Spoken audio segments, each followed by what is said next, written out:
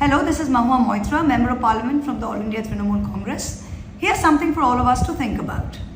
The opposition has been displaying to the rest of India about how the Narendra Modi government and the current BJP government have done mass disenfranchisement of voters and mass rigging of elections and basically a grand vote chori.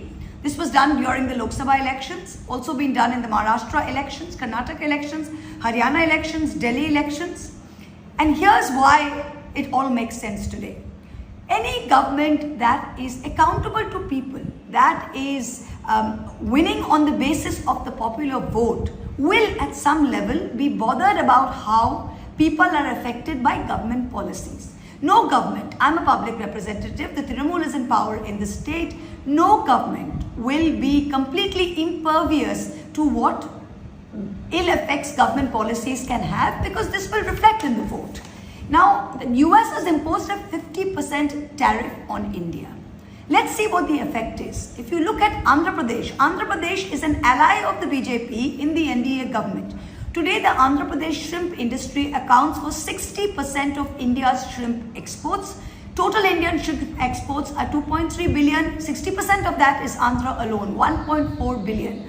Already there was a 2.5% anti-dumping duty and a 5.8% countervailing duty. On top of that, there's a 50% tariff. So there's a 59% effective tax on shrimp exports from Andhra. Now, if the current government in Andhra Pradesh is accountable to people and the BJP is accountable to people, how do you explain this to your ally in Andhra Pradesh, and how do they in turn explain it to the people of Andhra Pradesh and the shrimp exporters? The BJP government is in power in Gujarat. If you are indeed accountable to the people of Gujarat and you have won it on the popular vote, today the diamond cutting polishing industry, which is in Surat, in Navsari, in Bhavnagar, in Jasdan, in all of these places is staring at a complete blackness. How are you going to do this?